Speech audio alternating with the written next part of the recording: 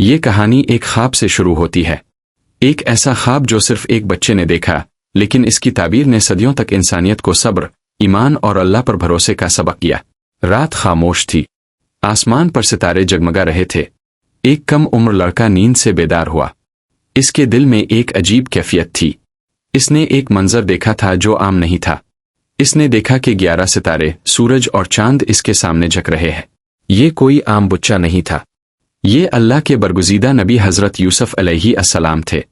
انہوں نے فوراً اپنے والد، اللہ کے عظیم نبی حضرت یعقوب علیہ السلام کے پاس جا کر اپنا خواب بیان کیا۔ یہ واقعہ اللہ تعالیٰ نے اپنی مقدس کتاب قرآن کی سورت یوسف میں بیان فرمایا ہے۔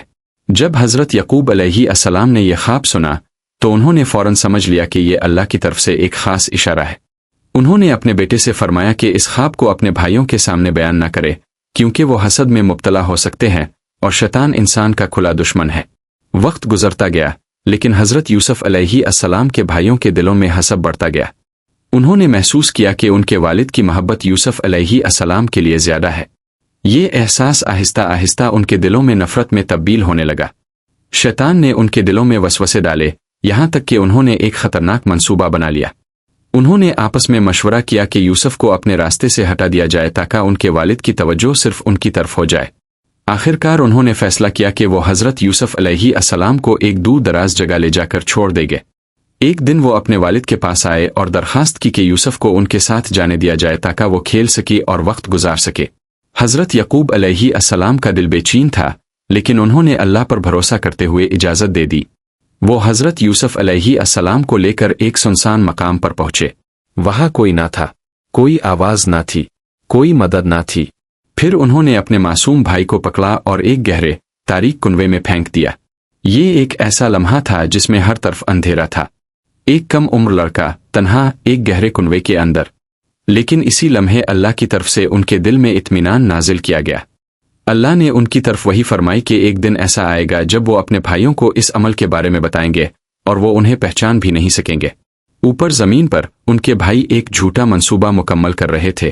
وہ ان کی قمیص پر جھوٹا خون لگا کر اپنے والد کے پاس گئے اور کہا کہ یوسف کو بھیڑیا کھا گیا ہے۔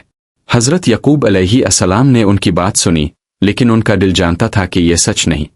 انہوں نے صبر کو اختیار کیا اور اللہ سے مدد مانگی۔ ادھر کنویں کے اندھیرے میں اللہ اپنی قدرت کا انتظام کر رہا تھا۔ کچھ ہی وقت بعد ایک قافلہ وہاں سے گزرا۔ انہوں نے پانی نکالنے کے لیے کنویں میں اپنا دول ڈالا۔ جب انہوں نے دول باہر نکالا تو اس کے ساتھ ایک بچہ بھی تھا۔ وہ حیران رہ گئے۔ انہوں نے اسے اپنے ساتھ لے لیا اور مصر لے جا کر ایک غلام کے طور پر فروخت کر دیا۔ مصر میں ایک بااثر شخص نے حضرت یوسف علیہ السلام کو خریدا اور اپنے گھر لے گیا۔ اللہ نے حضرت یوسف علیہ السلام کو غیر معمولی حسن، حکمت اور پاکیزہ کردار عطا فرمایا تھا۔ وہ سچائی، دیانت اور عبادت میں ممتاز تھے۔ جب وہ جوان ہوئے تو ان کی زندگی میں ایک اور بڑی آزمائش آئی۔ ان کے مالک کی بیوی نے انہیں گناہ کی طرف بلایا، لیکن حضرت یوسف علیہ السلام نے فوراً اللہ کی پناہ مانگی۔ انہوں نے گناہ سے مکمل انکار کیا اور اپنی پاکیزگی کو برقرار رکھا۔ یہ ان کے ایمان کی عظمت کا ثبوت تھا، لیکن اس انکار کا نتیجہ دنیاوی طور پر ان کے حق میں نہیں تھا۔ ان پر جھوٹا الزام لگایا گیا اور انہیں جیل میں ڈال دیا گیا۔ جیل ایک تاریک اور تنہا جگہ تھی، لیکن حضرت یوسف علیہ السلام نے وہاں بھی اللہ کو نہیں بھلایا۔ انہوں نے صبر کیا، عبادت کی اور اپنے ارد گرد کے لوگوں کو اللہ کی طرف بلاتے رہے۔ اللہ نے انہیں خوابوں کی تعبیر کا علم عطا فرمایا تھا۔ جیل میں 2 قیدیوں نے خواب دیکھا اور حضرت یوسف علیہ السلام نے اللہ کے عطا کردہ علم سے ان خوابوں کی صحیح تعبیر بیان کی، اور وہ تعبیر بالکل سچ ثابت ہوئی۔ سال گزرتے گئے۔ پھر ایک دن مصر کے بادشاہ نے ایک عجیب خواب دیکھا۔ اس خواب نے اسے پریشان کر دیا۔ اس کے درباری اس خواب کی تعبیر نہ بتا سکے۔ تب جیل کے ایک سابق قیدی کو حضرت یوسف علیہ السلام یاد آئے۔ اس نے بادشاہ کو بتایا کہ جیل میں ایک شخص ہے جو خوابوں کی صحیح تعبیر بتا سکتا ہے۔ حضرت یوسف علیہ السلام کو جیل سے بلایا گیا۔ انہوں نے اللہ کے حکم سے بادشاہ کے خواب کی صحیح تعبیر بیان کی اور آنے والے قحط کے بارے میں خبردار کیا۔ بادشاہ ان کی حکمت، سچائی اور علم سے متاثر ہوا۔ اس نے انہیں مصر کے خزانوں کا نگران مقرر کر دیا۔ یہ اللہ کی قدرت تھی۔ وہی حضرت یوسف علیہ السلام جو کبھی کنویں میں تنہا تھے، اب مصر کے ایک عظیم منصب پر فائز تھے۔ پھر وہ وقت آیا جب مصر میں قحط پڑا۔ دور دور سے لوگ اناج لینے کے لیے مصر آنے لگے۔ انہی لوگوں میں حضرت یوسف علیہ السلام کے بھائی بھی شامل تھے۔ वो उनके सामने खड़े थे, लेकिन वो उन्हें पहचान ना सके। लेकिन हज़रत यूसुफ अलैहि अस्सलाम ने उन्हें फ़ौरन पहचान लिया।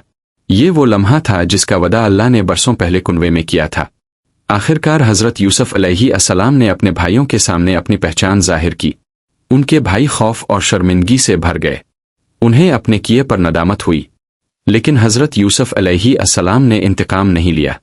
उन्होंने मुआफ़ी को मुंतखब किया। उन्होंने फरमाया कि आज तुम पर कोई इल्ज़ाम नहीं, अल्लाह तुम्हें मुआफ़ करे। ये मुआफ़ी उनके अजीम किरदार और अल्लाह पर कामिल ईमान का सबूत थी। फिर हज़रत यूसुफ अलैहि अस्सलाम ने अपने वालिद और अपने ख़ानदान को मिस्र बुलाया।